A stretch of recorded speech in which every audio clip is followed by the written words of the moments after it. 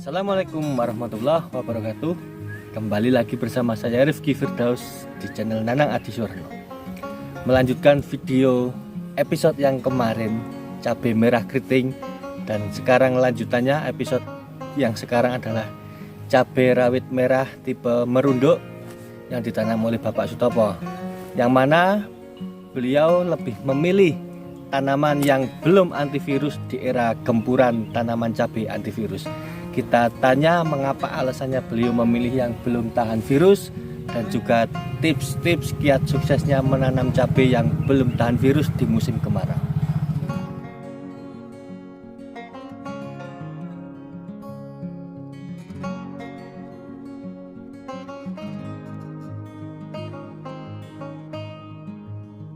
Nah, kita sudah bersama Pak Topo yang di video episode sebelumnya adalah cabai merah keriting. Sekarang kita berada di lahan yang cabai rawit merah jenis tipe merunduk, dan bersama calon penerus petani muda Mas Akbar, ya Mas. Ini sebelumnya Pak Topo, sekarang kan 2024 ini lagi ngetren tanaman cabai yang tahan virus. Kenapa kok Pak Topo itu langsung to the point saja, kok milih yang belum tahan virus itu, kenapa Pak? Saya memilih cabai yang tahan virus kan kemarin itu tetangga itu pada banyak yang mengeluh untuk yang jenis-jenis tahan virus itu untuk buah kurang begitu bagus, daya simpan dikomplain lah di pasaran itu 3 hari udah ada yang itu jemek, udah tahan simpan lah intinya gitu. Terus buahnya itu kok kayaknya lebat yang tipe-tipe salaan kayak gini tuh.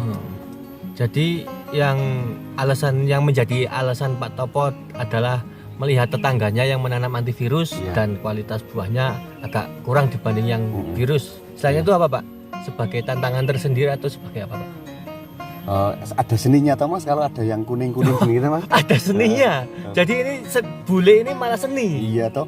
Kita kan sebagai petani kan misalnya mulus itu kan terlalu enggak ada prihatin-prihatinnya. Oh, enggak ada tantangannya. Enggak ada tantangannya. Tetapi terbukti kok Mas ini walaupun kuning tetap berbuah, nanti bisa dibandingkan sama yang daun hijau pun masih produksi masih mengimbangi. Jadi kata Pak Topo ini, beliau memilih yang bukan antivirus karena ada seninya katanya, biar ada sesuatu gergete, biar ada hal-hal yang menantangnya ya Pak ya. Iya.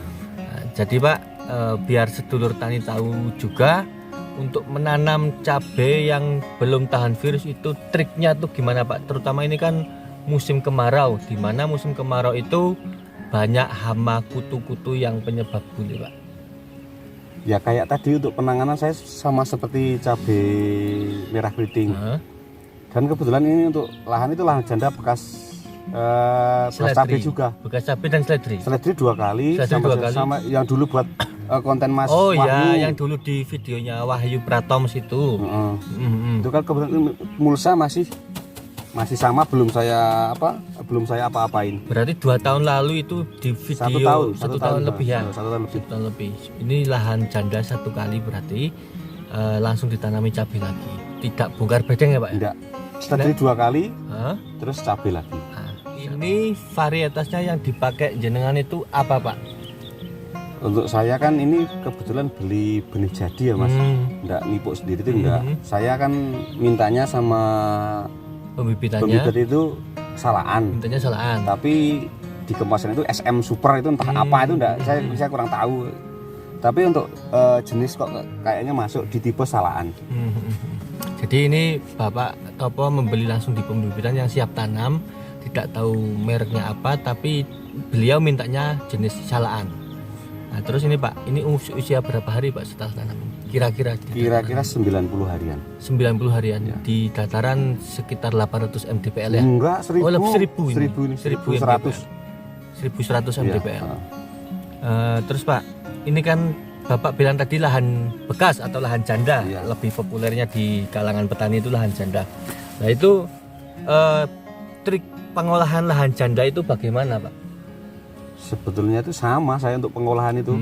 Saya kan untuk jenis-jenis rawit, intinya itu kalau mau tanam itu kita kasih pupuk walaupun sedikit buat starter lah. Itu pupuk kimia atau pupuk kandang? bisa kimia bisa, pupuk kandang bisa. Yang dipakai di lahan ini Bapak menggunakan? Saya menggunakan pupuk itu kohe burung puyuh. Kohe burung puyuh ditambahkan apa lagi? Ponska subsidi. Iya dong. Oh, always subsidi. Dia Bapak atau apa itu menggunakan Ponska subsidi mode ngirit ya. Sedulur tani bukan mode ugal-ugalan, tapi hasilnya boleh dibandingkan dengan yang menggunakan mode ugal-ugalan ya Pak ya. Iya. Terus Pak selanjutnya Pak, untuk spray berarti spray atas insek fungi sama nutrisinya disamakan?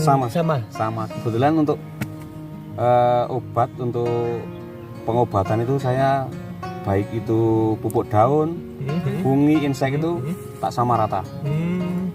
Untuk dosis juga sama? Sama. Walaupun lahan yang tadi beda lokasi sama? Sama. Nah, untuk yang jenis-jenis ini untuk yang kemarin sebelum itu sebelum berbuah, belum pentil itu, saya sempat kewalahan untuk di trip. Oh trip. Ya. Lalu Bapak kewalahan di trip, untuk triksnya nih, trik di musim kemarau trip kan membandel nih. Nah, kebetulan saya itu pakai di kabel tak kasih obat ulat yang bagus itu. Oh, dioploskan sekalian. Tak oplos, tak sekalian tak masukin kok, alhamdulillah untuk trip langsung berkembang. Jadi untuk pemukulnya Pak Topo menggunakan dekapirim ditambahkan obat ulat yang terbaru, yang golongan terbaru itu. Jadi untuk trip serta ulatnya bersih nih ya, bisa dilihat sendiri daunnya ada bekasnya trip, cuman sudah tidak ada hewannya trip, halus. Saya mau tanya nih, ini kan pemupukan susulan di 90 hari Bapak menggunakan apa? Saya penasaran, ini berindil-berindil itu apa Pak? Ini ada butiran-butiran pupuk ini apa Pak? Nah, kebetulan kan kemarin ada hujan satu kali itu loh yang pas menyeluruh se Jawa Tengah kayaknya itu. Terus saya kan langsung berinisiatif tak pupuk. Ini pakai SP26 tak campur sama asam humat. Sama asam humat. Yeah. Dan ternyata hujannya berhenti alias mogok. Jadi masih ada sisa pupuknya. Kena prank, nggak apa-apa. Ini masih bisa digunakan lagi nanti kalau hujan turun. Dan saran saya untuk melarutkan pupuk ini harus dikocor. Itu kan saran jenengan kan saya enggak. Saran Pak Topo modenya mode ngirit. Jangan ditiru mode saya ya. Ditiru saja mode Pak Topo. Petani yang dikatakanlah males tapi hasilnya istimewa. Cocok ini untuk petani-petani yang rumahan, yang punya kerjaan utama bukan petani, untuk sambilan petani itu modenya Pak Topo bisa ditiru. Untuk info lebih lanjutnya, kontak personnya Pak Topo nanti dicantumkan di kolom deskripsi supaya banyak yang bertanya, banyak yang konsultasi atau apa, langsung saja bertanya pada Bapak Guru Pak Topo. Untuk spray nutrisi oplosan yang tadi di cabai rawit keriting itu, jenengan dipakaikan di sini itu dosis berapa dan interval berapa hari Pak? Wah, untuk dosis ini kan kebetulan kan ya saya bilang tadi lahan janda, janda pun janda 3 kali ya. Oh berarti janda pirang? Janda 3 kali. Kalau untuk nutrisi ajaib saya pakai terlalu over mas. Jangan ditiru ya ini over. Saya pakai hampir yang satu botol dari Bayer itu berapa itu kira-kira? Itu 50 mili. Nah, 1,5 itu saya pakainya. Berarti pakai sisaan botol Bayer yang bakterinya itu 50 mili, itu pakai 3 tutup. 1,5 tutup berarti sekitar 75 mili ya. 75 mili. Padahal yang bukan lahan janda itu normalnya 30 mili sudah 30 mili. Kebetulan ini kan lahan janda, saya takutnya tanaman tidak bisa naik. Gitu. Tapi enggak anu mas, ini kan kebetulan saya spraynya 1 minggu sekali. Oh 1 minggu sekali. Terus saya sekarang pakai nutrisi ajaib 1 minggu yang kedepannya enggak. Obat biasa. Obat biasa. Terus setengah bulan sekali masuk. Jadi untuk menyambung video yang cabai rawit keriting itu, cabai merah keriting, bukan cabai rawit keriting, salah ngomongnya. Itu untuk inseknya disamakan di Mehipo, imidacloprid, buat hariannya diseling abamectin putih ya Pak ya. Yeah. Terus ditembak pakai dekapirim dan juga terakhirnya ditambahkan dengan obat ulat terbaru. Gitu. Dari bisa di Google saja obat ulat yang paling terbaru gitu. Terus funginya masih sama juga Pak. Antara klorotalonil, mancozeb dan itu masih sama.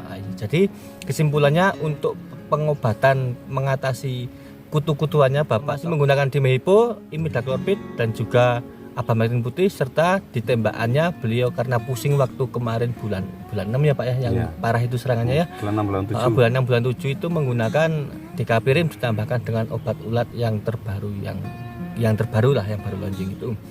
Terus ya sebetulnya tidak terbaru, udah lama tapi masih ampuh ya, masih efektif lah ya mengendalikan hama ulat. Itu untuk mengendalikan hama ulat dan juga hama kutu-kutuannya Pak ya.